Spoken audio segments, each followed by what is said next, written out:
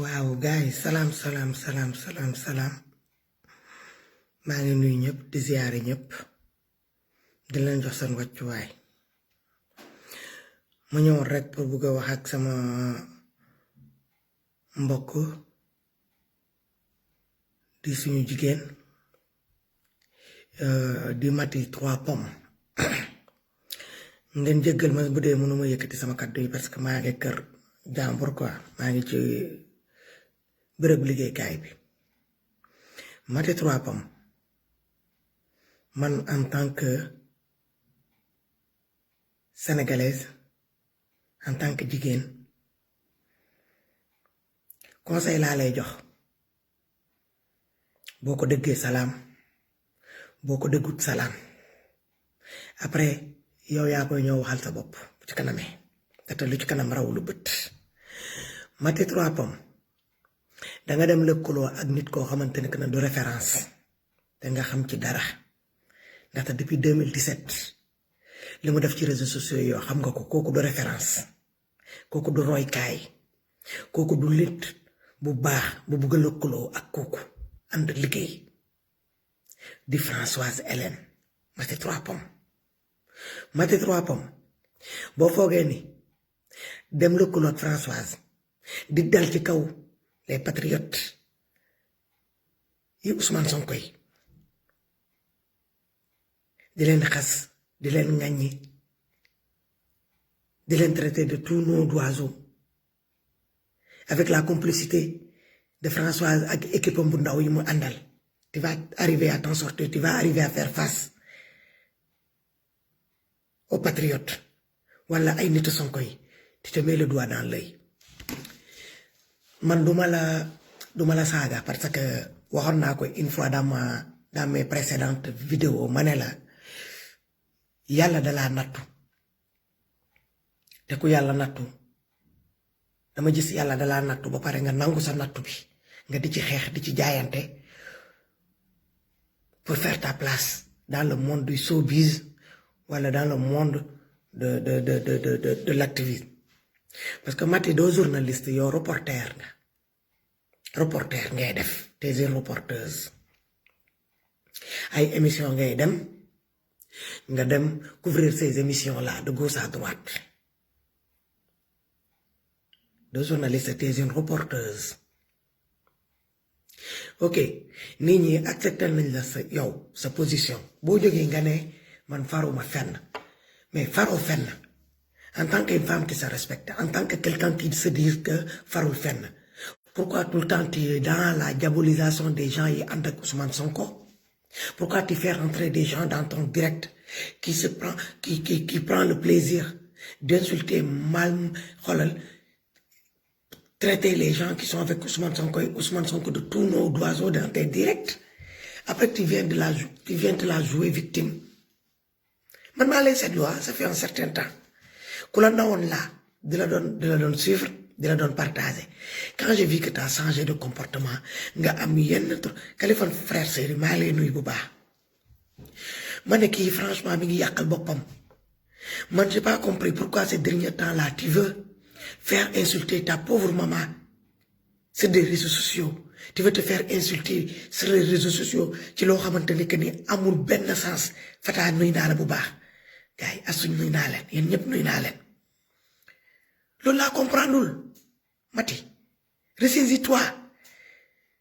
François n'a pas besoin de toi xam nga lan la bëgg dafa bëgg ku koy remplacer temps yi comme ça moom liñ ko naroon na saaga xam nga picc bu lakkee ci taat day uti morom moom daa lakk ci taat ba pare instant yi morom lay wër daa bëgg fu ñuy saaga Françoise à côté ñu saaga fa Maty you know xaw ma na comprendre nga man dama la tegoon nit ku am bopp ko intelligente parce que en général les gens qui ont ta taille là de petit cola là dañuy am dara ci bopp mais j'ai vu que il te manque quelque chose franchement parler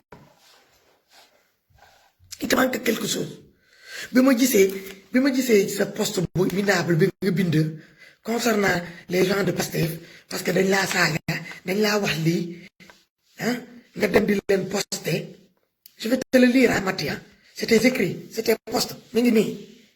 Mangini sa bipaz. Je l'ai vu. Bonjour mes chers amis. Merci aux Sénégalais. Vos messages me vont droit au cœur. Mais wa Kodas. Ak Armée François ñoo soxor clé. Regardez les commentaires ci-dessus. Néna activiste, hein, patriotique, hein, mytho, parano, schizophrène. Mangiram, bonne journée. Hein? Il ne faut pas perdre votre précieux Homeland pour vous justifier devant ces consanguins. 2.0 point.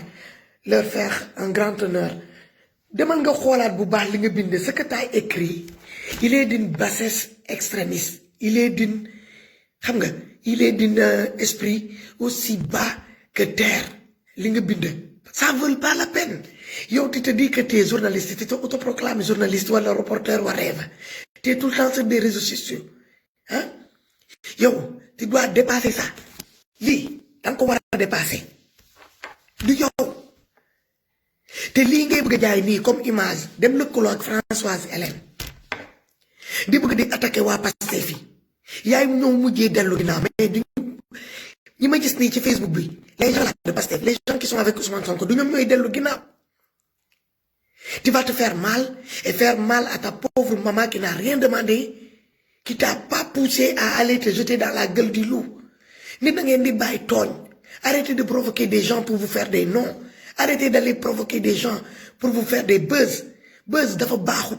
Nit da ngay moytu yenn yi surtout uti buzz boo xamante ne que ni yow sa torox yow sa waajur lañ ciy ñëw toroxal. Yow sa jëmm la ñuy ñëw toroxal. Ils vont aller rentrer dans ta vie pour fouiller ta vie de fond en comble. Yo, tu n'es pas un saint. Moi, je ne suis pas une sainte. Tu n'es pas une sainte. Qui nga andal non, c'est la plus mauvaise des femmes. C'est Facebook. Elle a toutes les réputations d'une mauvaise personne sur Facebook. C'est cette femme-là qui m'a dit de locolo en tant que yo. Vu par où vous êtes passé, tu as la connexion, tu as le droit de l'inviter dans tes directs. Nga laaj ko avis am ci par rapport à ce qu'il a apporté à Adji Sarr. Mais en tant que reporteuse, une journaliste soi-disant, ça s'arrête là, ta mission s'arrête là. Yo amon di dem di lëkkaloo avec tes invités pour faire guerre, pour faire front avec des gens, des compatriotes ou des patriotes ou des sympathisants d'un opposant. Di xas un opposant, bon la ci ñi ànd ak moom, c'est de la provocation. Te li ngay provoquer nii Françoise du la ci ñëw génnee. Yow sa jëmm mënoo ci génne sa bopp François du la ci génne la preuve hier t'es obligé boo génnee nga ne li ngeen di wax atteindre ma daluma wala yëguma ko c'est faux tu mens ça t'a touché ce que les gens là t'écrivent sur leurs différentes posts là dans les différents commentaires ça t'a touché ton orgueil ça a touché ta petite personne moo waral nga génn la nuit t'as fait 2 sorties de vidéos t'as fait 2 vidéos que t'as postées. T'as encore fait un post pour la première fois ñi gis Mati à moins de 24 heures faire des sorties de vidéos plus des posts. Cela veut dire que t'as été atteint.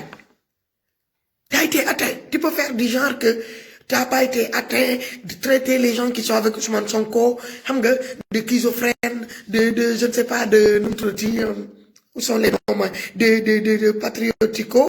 Hein, de mytho, de parano, de schizophrène. Moi, je pense que toutes ces pathologies-là, les gens qui sont avec Ousmane Sonko, Pastef, yéen a ko am.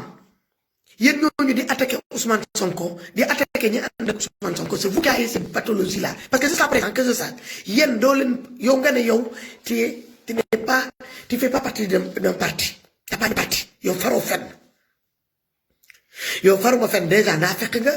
Nit yi foog nga am fi nga far. Farma fenn naa fekk la am na foo far que tu le dis en haut ou tu le dis en bas am na foo far boo demee ba nga ne farma fenn rek cela veut dire que tu mens à toi-même. Tu penses mentir aux gens qui te regardent ou tu mens à toi-même. Ni ñu la seetaan di fenal sa bopp ngay fenal et tu mets ta crédibilité en jeu. Tu mets tout ton boulot là que tu as fait depuis 2017. Man, je me l'ai dit, tu es en train de le foutre en poubelle. Actuellement, sans te rendre compte. de ce fait que ni depuis un certain temps nga langal ko soi-disant des quelques personnes ñi dugg sa biir live qui sont en contradiction avec tes dires concernant leur leader de Ousmane Sonko nga génn commencé dinaa dañ maa menacé dañ maa def lii dañ maa def laa man dem naa ba ne la sax bu loolu amee génneel affiche bi posté ko sa page. Dans ce cas, nous, on va essayer de rentrer en contact avec ces gens-là pour leur demander de ne pas faire ce genre de trucs. Mais après, moi, j'ai remarqué que c'est des faux. Tu cherches seulement à te faire un nom en passant par Ousmane Sonko et les gens comme il y en a une attaquer Ousmane Sonko pour qu'on y attaque à leur tour pour qu'ils viennent jouer par la suite des victimes devant les écrans. Non, mon baroute. Non, dafa baroute, dafa ñaaw. Concernant ta vie, tes jar-jar, ñi nga arnaqué wul. Man, quand je suis rentré dans Google, effectivement, comme Californie l'a fait, moi-même j'ai fait des recherches. J'ai vu qu'il y a plein de choses qui ont été écrites à ton sujet. Plein de choses qui ont été écrites à ton sujet. Que ça soit vrai ou faux, lolo sa digënté ak Yalla la ak ñing ko sëkkal. Mais tu as été trop loin dans tes propos, tu as voulu même mélanger les activistes, les patriotes entre eux. Fii nga toog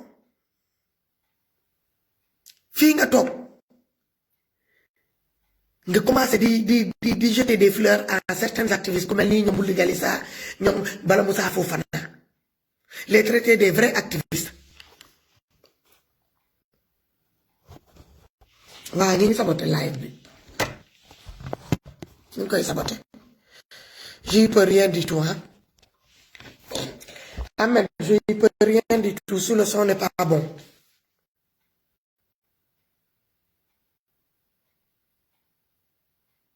Je ne peux rien du tout.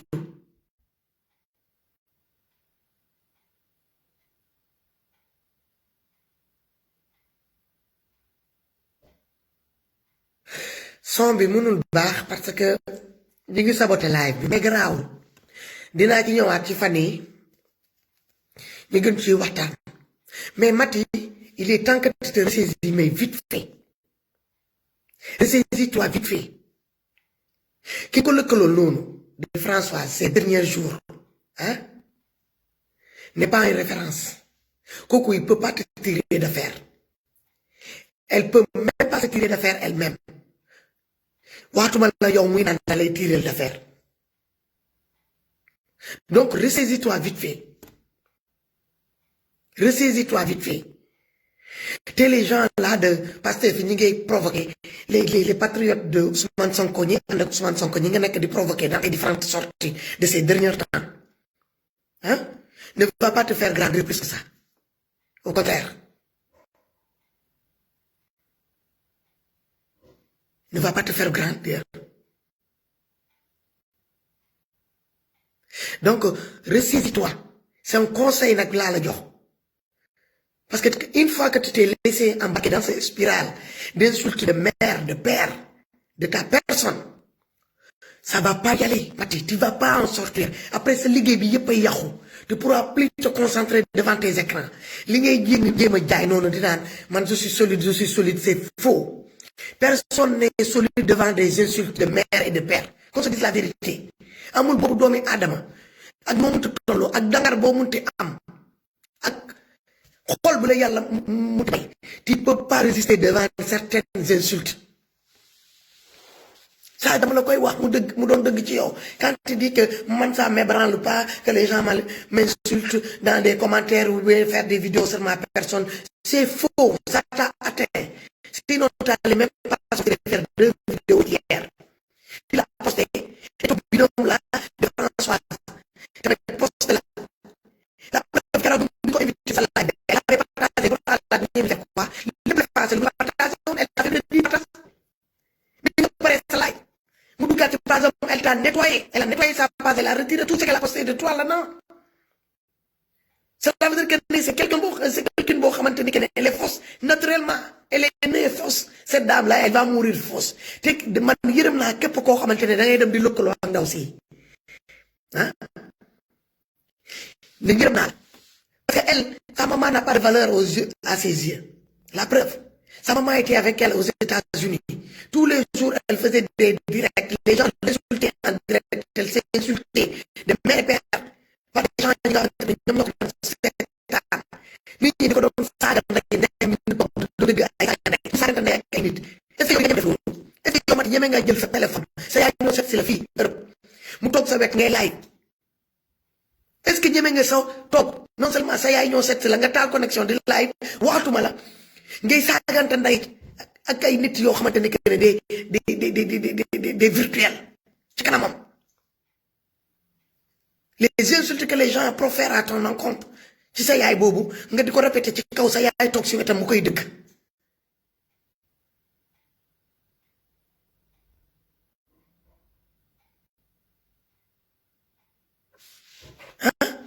ressaisis-toi gars yi nee nañu le live là ça bug donc y a pas de souci gars yi amul benn problème pas le son bug ok dinaa ci ñëwaat encore la prochaine fois donc je vous souhaite bonne journée à tout le monde non c'est pas grave je viendrai un autre jour je vous fais un gros bisou et à très bientôt inchallah bisous